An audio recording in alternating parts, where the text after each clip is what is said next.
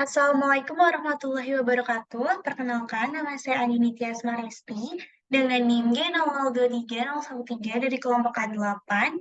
Di sini saya akan mempresentasikan mengenai anatomi di blok 1.3 kali ini. Oke. Nah, di sini saya akan menjelaskan tentang lapisan dari dinding abdomen. Nah, saya akan menjelaskan tentang abdomen terlebih dahulu. Abdomen itu apa? Dia itu adalah bagian dari perut kita. Nah, dia itu adalah bagian tubuh terletak di antara toraks dan juga pelvis. Nah, bagian luar abdomen ini dibatasi oleh dinding abdomen yang terdiri dari musculum membranosum. Sedangkan bagian dalamnya ini dia itu terdapat rongga yang disebut juga dengan cavitas abdominalis. Nah, di sini kavitas abdominalis ini berfungsi untuk apa? Dia itu adalah kavitas sebuah rongga yang berfungsi untuk melindungi organ-organ dalam atau organ-organ viscera.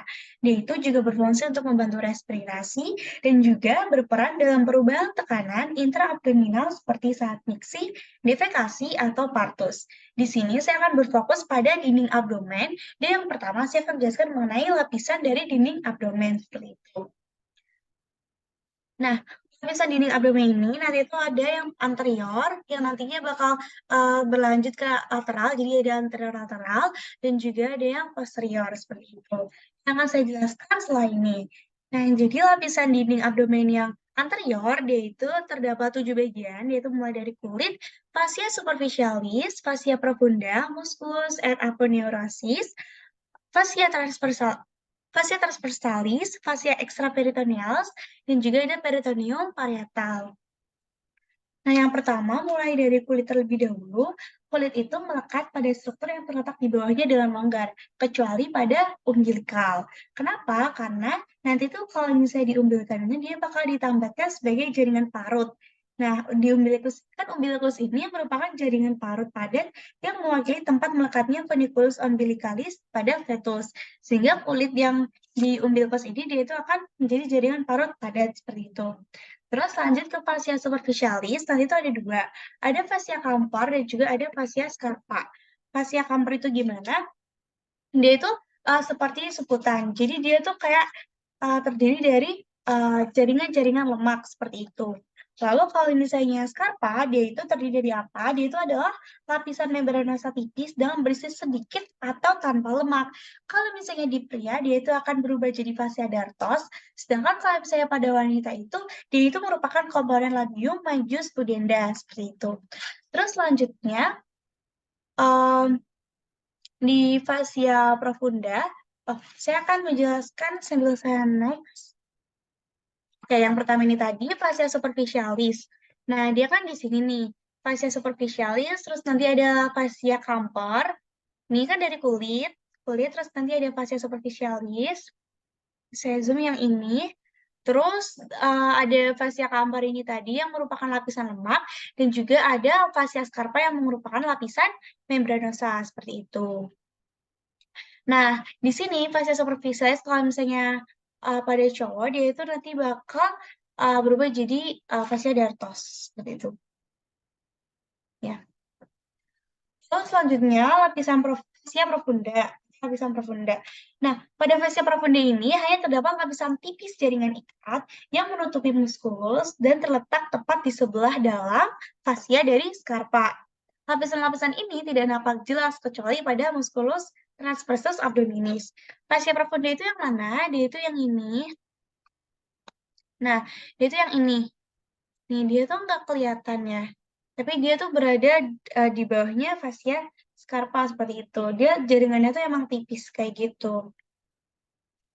Oke. Terus selanjutnya, nanti di fascia profunda ini, dia tuh bakal terdiri dari muskulus seperti itu. Karena dia emang merupakan batas dari muskulus kan. Jadi ini tuh ini tuh fascia profunda. Terus ini tuh kayak di, disekati oleh muskulus seperti itu. Terus selanjutnya nanti bakal langsung ke musculus et aponeurosis, yaitu muskulus-muskulus yang ada di abdomen kayak gitu. Nah, dia itu terbagi menjadi dua, ada flat muscles dan juga ada yang vertical muscles. Kalau fat muscles itu ada apa aja? Dia itu ada musculus obliquus externus, dilekati oleh ligamen inguinal, terus ada musculus obliquus internus, lalu ada musculus transversus. Kalau misalnya yang vertical muscles, dia itu bakal dilapisi oleh yang namanya vagina musculi recti. Itu ada musculus rectus abdominis, yang itu tuh ada intersection pedinous, jadi dia tuh kayak dibagi kayak gitu, khusus rectus abdominis ini dibagi jadi segmen-segmen atau bagian yang jelas oleh 3 intersection tendinae. Ini intersection tendinae kayak gitu. Jadi dia itu ada apa aja ya? Itu ada yang terletak di setinggi processus sipoideus, terus ada yang terletak setinggi umbilicus, dan ada yang terletak di antara keduanya, yaitu di antara processus sipoideus dan juga ada di antara umbilicus kayak gitu. Nah, di sini tuh yang kelihatan ini tuh ada rectus abdominis ini yang ada di depan ini. Terus ini tendinous intersections-nya. Jadi dia tuh yang membagi kayak gitu, yang ini. Terus oke, mungkin ke gambar selanjutnya yang lebih jelas. Nah, ini di sini juga kelihatan ini musculus albicus externusnya. Dia tuh yang membentuk V. Kak internus tuh dia bakal lebih terus kayak lebih halus gitu. Bentar. Oh ya, tambahan lagi di vertical muscles itu ada yang namanya musculus pyramidalis. Untuk gambarnya lebih jelasnya, nah yang ini, jadi ini bisa diulangi nggak ya? Nah, yang ini, jadi di sini mulai dari ini tuh musculus yang paling luar kan, yang externus obliquus, musculus obliquus externus, yang merupakan fat muscles. Nah, dia itu bentuknya itu kayak gini. Ya, dia kayak gini bentuknya. Dan dia itu lebih kasar daripada yang musculus yang internus. Bisa dilihat kalau misalnya yang musculus internus itu yang ini, dia itu kayak kebalikannya gitu bentuknya, bentuk A, tapi dia itu lebih halus dan dia lebih profunda dari musculus yang externus kayak gitu. Jadi ini layer 1 yang obliquus externus, layer 2 yang obliquus internus kayak gitu. Terus yang layer ketiga, dia itu ada musculus transversus abdominis. Nah, dia itu gambarnya itu kayak transverse gitu loh. Jadi saya ngapain kalau misalnya transverse tuh dia tuh kayak datar gitu. Jadi dia kayak horizontal aja kayak gitu. Terus selanjutnya ada musculus yang rectus abdominis. Ini menurut saya lebih gampang dihafalin. Dia itu ingat aja yang buat six packs di perut itu dia musculus rectus abdominis, dia terletaknya yang di depan kayak gitu. Terus di sini juga kelihatan ini ada latissimus dorsi, terus ada itu muscle psoas, ada psoas muscles, terus ini layer of anterolateral. Jadi dia tuh dia dari anterolateral, dia tuh abdominal wall muscles-nya tuh ada dari internal obliquus internus, terus ada ini obliquus internus. Oh, dari ini dulu, obliquus externus, terus obliquus internus, terus di sini kelihatan transversus abdominis, kayak gitu. Terus selanjut, nah ini tadi yang sudah saya jelaskan di vagina musculi recti, dia itu adalah satu lembaran yang membungkus dari vertical muscles yang tadi dalamnya itu ada musculus rectus abdominis dan juga musculus pyramidalis. Nah, dia itu terbentuk oleh aponeurosis dari 3 musculus horizontal. Dia isinya yang tadi rectus abdominis, ada pyramidalis, dia juga ada arteri vena epigastrica superior et inferior, terus juga ujung terminal nervus intercostalis 6 sampai 11 dan nervus subcostalis.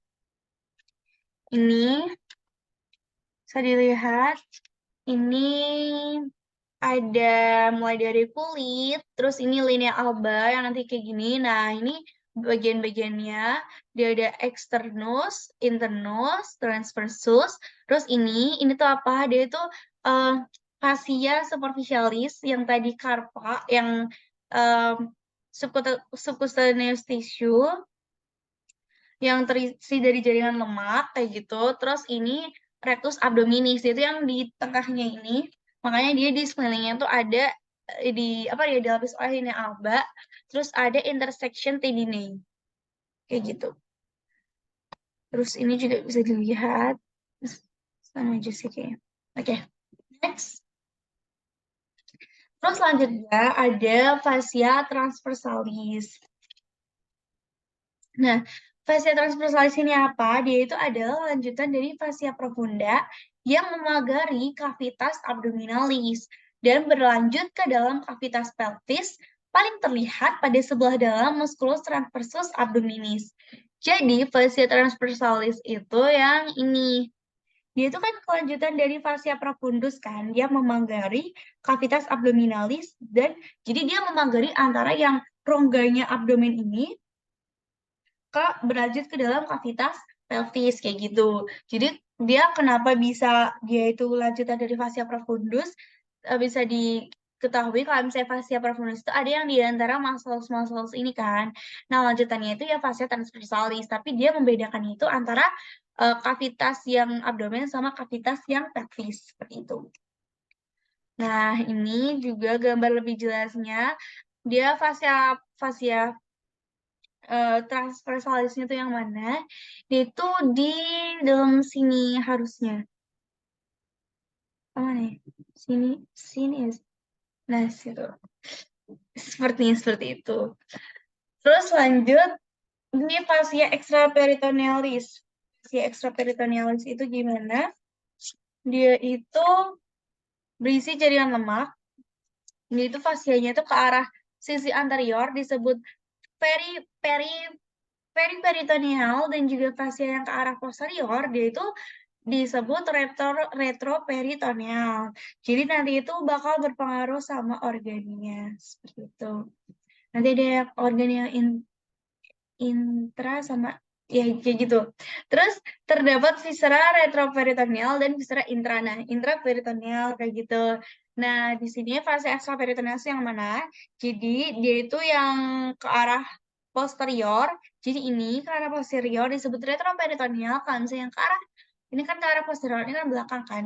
Ke arah posterior itu dia itu retroperitoneal. Kalau misalnya yang ke arah inferior, eh ke sisi anterior, mohon maaf, ke sisi anterior, dia itu namanya oh, bukan bukan peri, mohon maaf, dia itu namanya preperitoneal. Kayak gitu. Nantinya juga ada viscera retroperitoneal dan juga viscera intraperitoneal.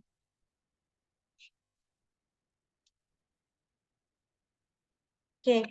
Nah, nanti itu bakal berpengaruh sama organnya, seperti yang aku udah bilang tadi. Jadi itu nanti bakal ada organ intraperitoneal dan juga organ retroperitoneal yang selanjutnya akan saya jelaskan. Oke, dimulai dari peritoneum parietal. Nah, peritoneum parietal ini, tunggu bentar.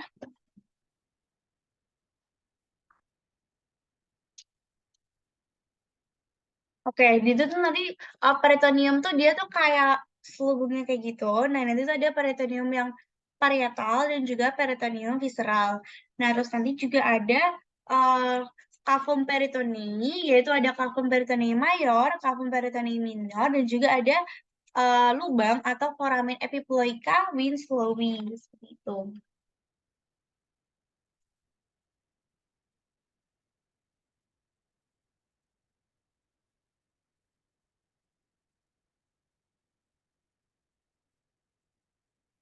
Oke, selanjutnya saya kan biasa tentang dinding abdomen yang posterior.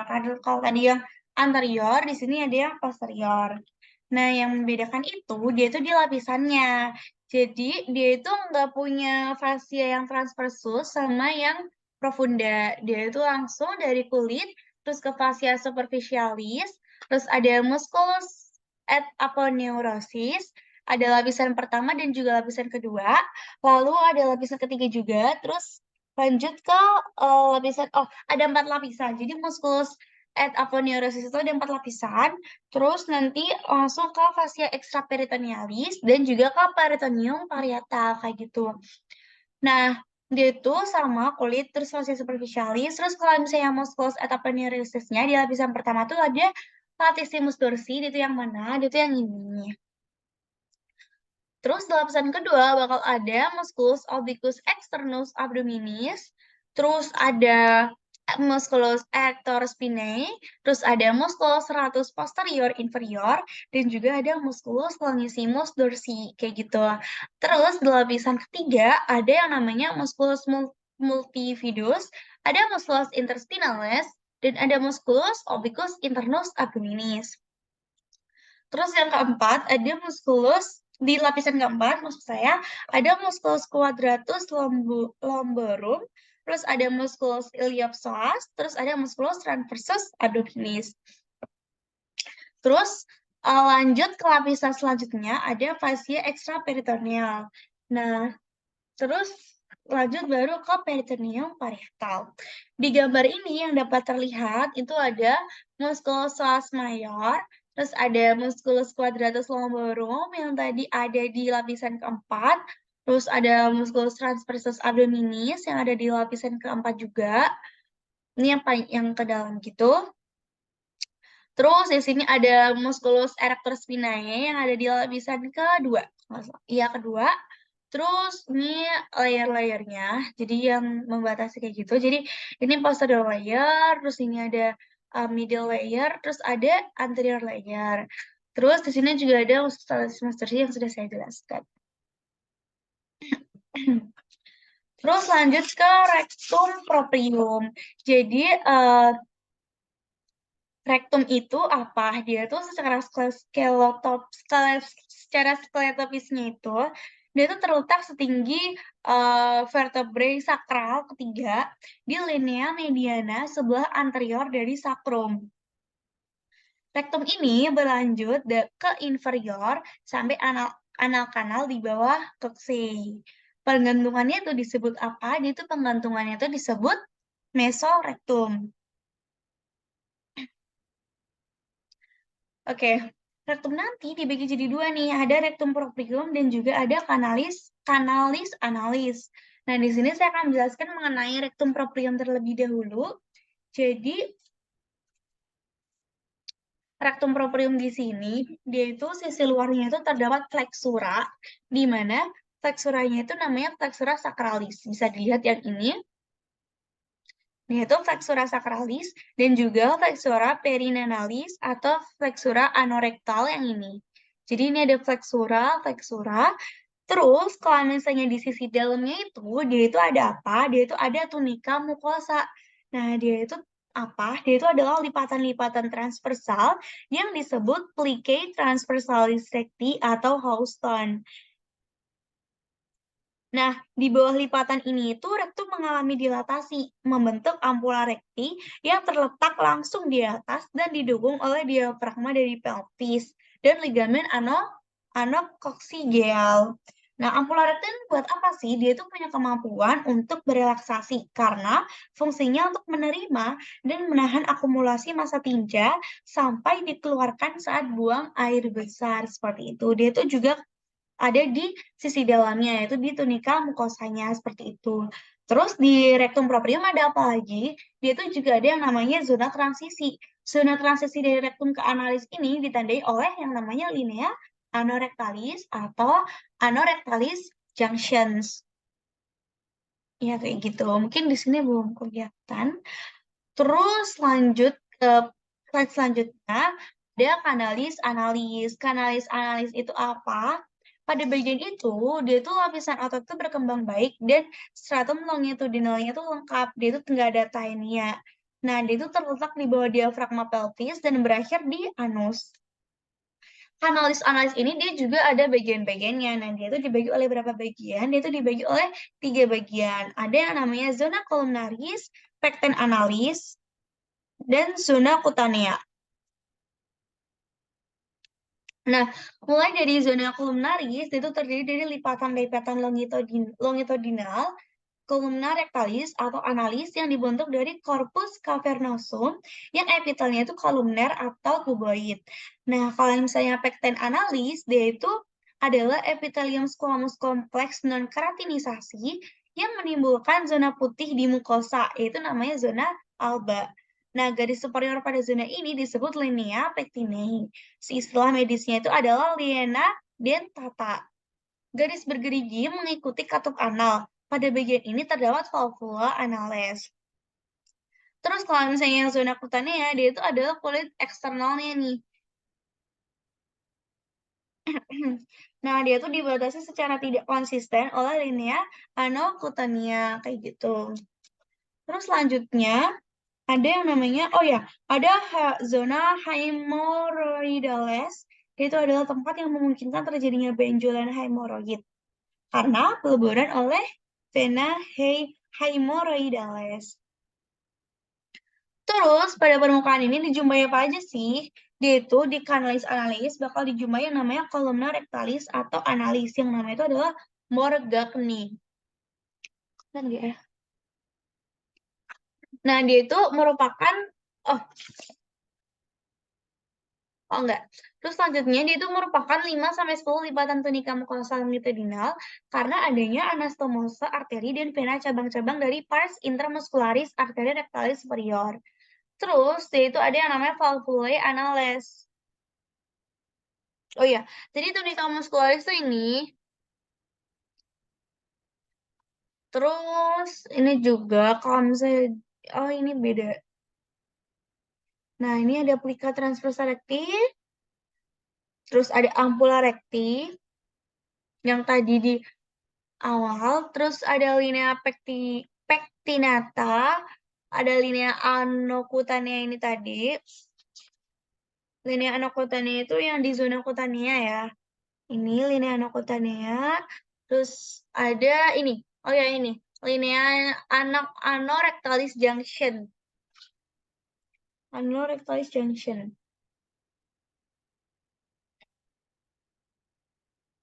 Yang ditemukan. Oh iya benar. Oke.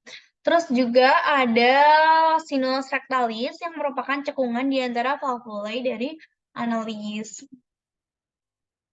Terus oh ya, terus di kanalis anesin itu juga ditemukan yang namanya otot-otot. Otot-otot sphincternya itu ada apa aja? Dia itu ada 4, terbagi dari otot polos dan juga ada yang otot skelet seperti itu. Yang otot polos itu apa aja? Dia itu ada musculus sphincter ani internus dan ada musculus corrugator ani. Kalau misalnya yang otot skelet, dia itu ada musculus sphincter ani externus dan juga ada musculus puborectalis. Oke, jadi di sini kalau muskulusnya bisa kelihatan sphincter ani internus, terus ada ini, oh ya ini masih sphincter ani internus, terus ada musculus levator ani, dan ini ada musculus sphincter ani externus.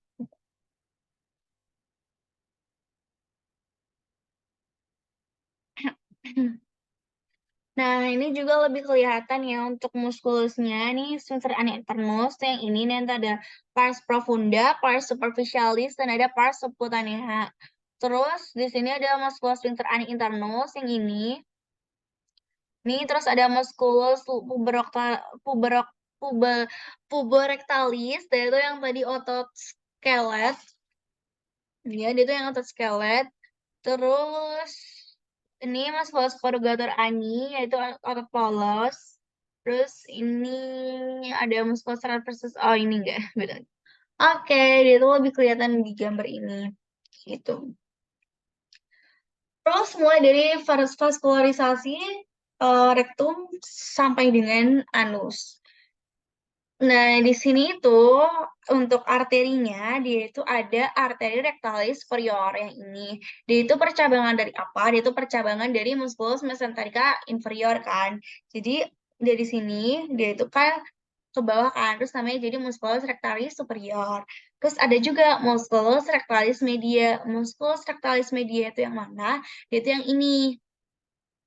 Nah, ini kan. Nah, dia itu percabangan dari ini kan, berarti kan. Nah, percabangan dari arteri iliaca interna ini, arteri iliaca interna, terus dia percabangannya jadi musculus, musculus, arteri rectalis, arteri rectalis media ya benar, arteri rectalis media. Nah, terus ada juga arteri rectalis inferior, dia juga cabang dari ini kan, cabang yang sama, ada dari arteri iliaca interna. Jadi tuh yang awalnya tadi ada arteri mesenterica inferior, dia itu bercabang jadi ke bawah jadi arteri rectalis superior. Nah, terus ada arteri iliaca yang interna, dia itu bercabang jadi arteri rectalis inferior dan juga arteri rectalis yang media, jadi arteri rektalis yang inferior kayak gitu. Itu untuk arterinya, terus vaskularisasi venanya itu kayak gimana? Dia itu dia vena rectalis superior. Vena rectalis superior yang mana? Dia itu yang ini. Dia percabangan dari vena mesenterica inferior. Vena rectalis superior, terus nanti ada vena rectalis media. Dia itu yang mana? Dia itu yang ini. Dia juga percabangan dari ini vena iliaca interna, terus ada vena rectalis yang pas mohon maaf, ada vena rectalis yang selain jadi media, terus ada yang inferior. Nih, ini media, terus ada yang inferior, dia itu juga percabangan dari vena pudenda yang interna ini, percabangan dari vena iliaca yang interna juga, kayak gitu. Jadi, untuk vaskularisasinya, dia itu sama ya namanya. Jadi, dia arteri vena, rectalis superior, rectalis media, dan juga rectalis yang inferior, kayak gitu. Terus kalau misalnya inervasinya rektum itu kayak gimana? Dia itu untuk simpatisnya, dia diinervasi oleh nervus splenolumbalis. Terus parasimpatisnya itu dia diinervasi oleh nervus splanchni pelvici atau nervus erigentes. Nah, rektum bagian kaudal ini juga mendapat yang namanya inervasi dari cabang plexus sacralis, yaitu ada nervus pudendus yang disebut nervus hemorrhoidalis inferior. Oke, lanjut ke peritoneum.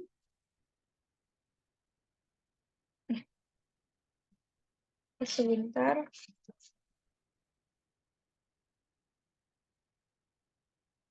Oke, jadi di sini tuh peritoneum tuh nanti bakal ada yang namanya peritoneum yang parietal dan juga ada peritoneum yang visceral yang akan saya bahas satu-satu.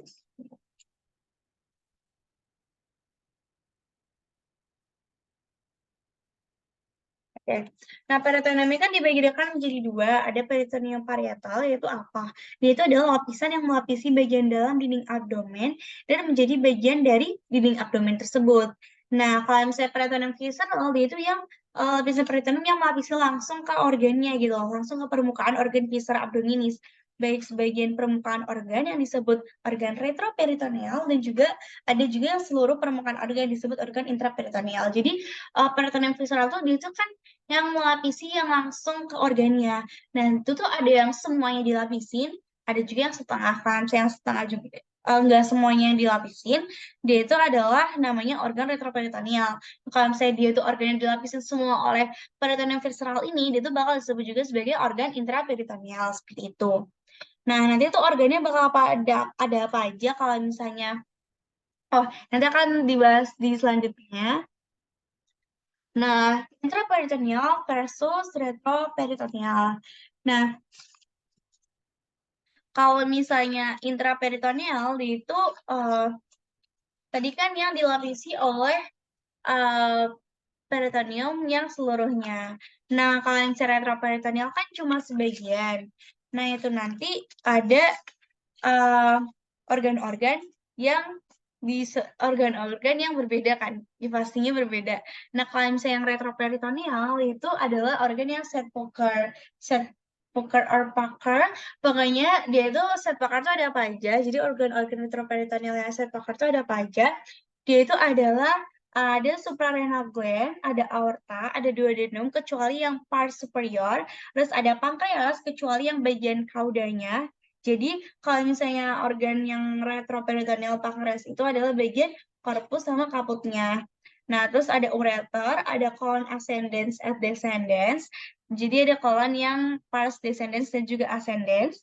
Terus ada kidney, terus ada esophagus dan juga rectum. Nah, organ retroperitoneal ini dia itu berada di luar kavitas peritoneum. Dilapisi peritoneum itu hanya di permukaan anteriornya saja. Nah, bukan di seluruh permukaannya seperti organ intraperitoneal.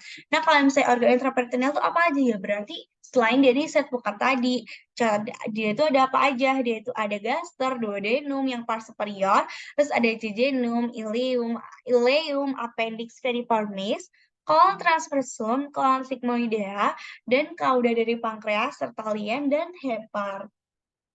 Maka kalau misalnya organ retroperitoneal ini dia itu yang uh, berada di luar kavitas peritoneum, maka kalau misalnya intraperitoneum itu dia berada di dalam kavitas peritoneum kayak gitu.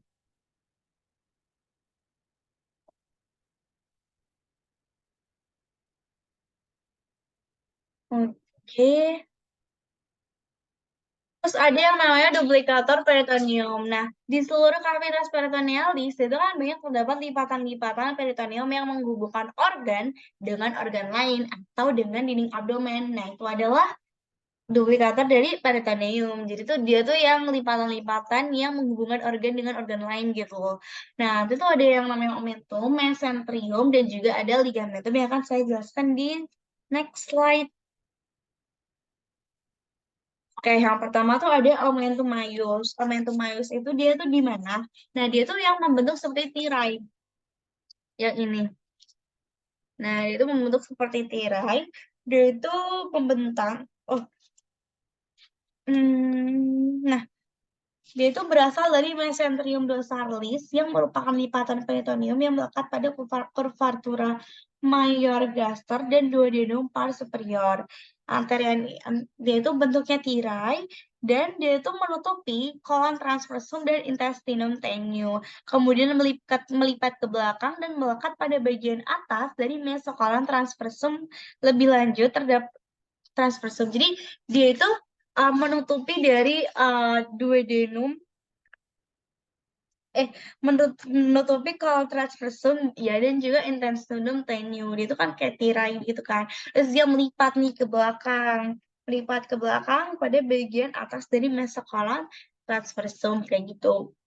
Nah, dia itu nanti kalau misalnya yang maius, dia itu bakal dilekati oleh ligamen. Ligamen itu apa? Dia itu yang melekati. Nah, itu apa aja ligamen yang di omentum maius? Itu dia itu terdiri dari 4 ligamen. Ada gastrosplenic, dia itu di mana ligamen yang melekatkan antara gaster dan juga kolon. Terus ada gastrosplenica, dia itu yang melekatkan antara gaster dan juga lien. Terus ada gastrocolica, dia itu yang melekatkan antara gastro dan juga diafragma, dan juga ada yang namanya gastrosplenorenal kayak gitu.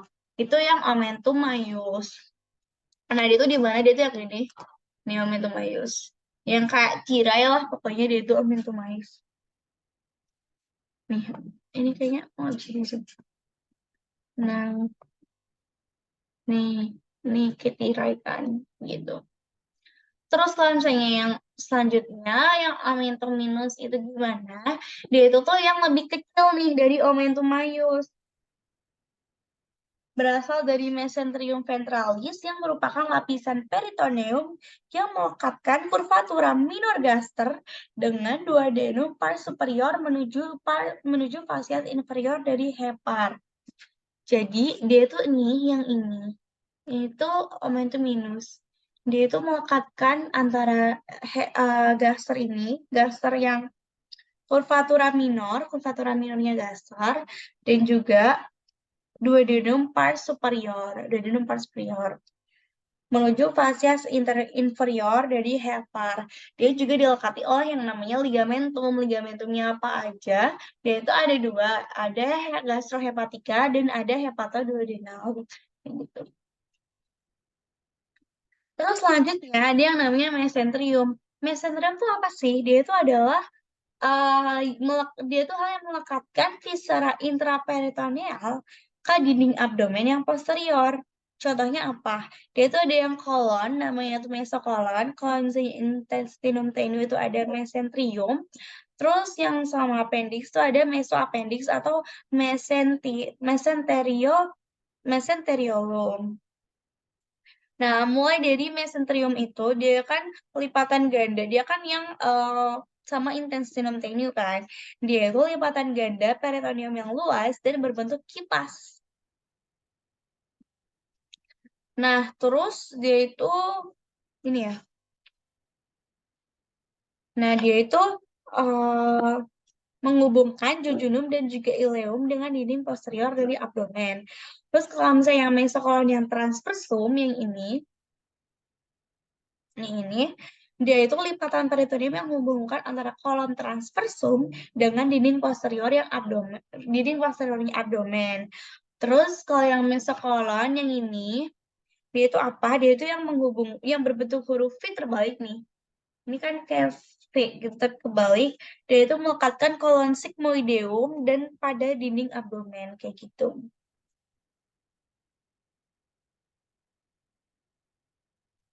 Oke, selanjutnya akan saya bahas mengenai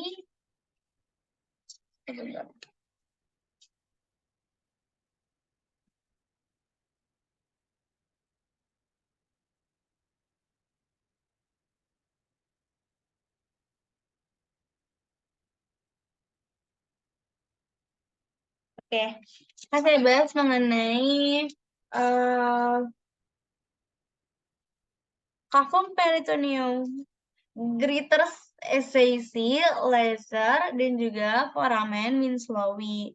Nah, itu tuh apa? Dia itu adalah kafum peritonei yang ada yang mayor dan juga ada yang minor dan juga ada foramen atau lubang yang namanya foramen Winslowi.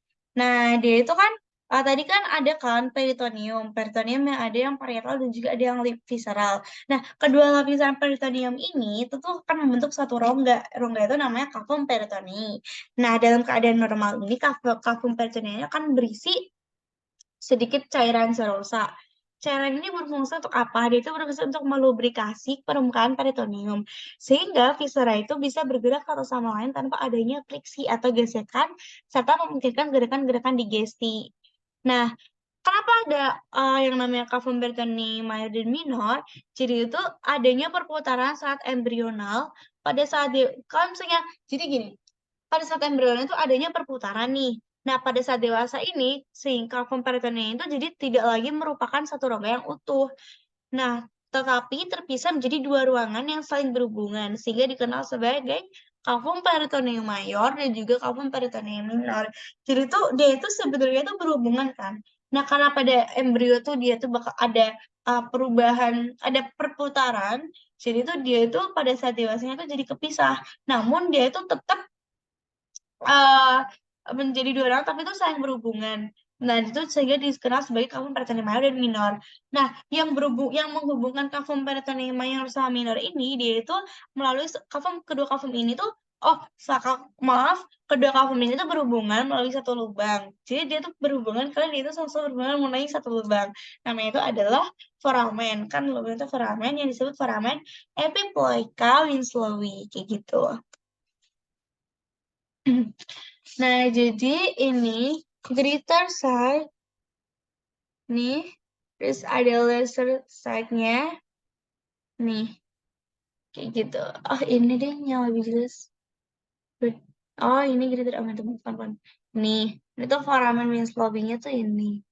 Di dalamnya gitu loh, kayak lubangnya di dalam gitu. Nah, itu tuh ini yang lesser side, kayak gitu. Terus ini yang greater. Greater side mana sih? Ini. Nah, lubangnya tuh kayak gitu. Oke. Berikut terkait daftar pustaka dari presentasi yang telah saya buat.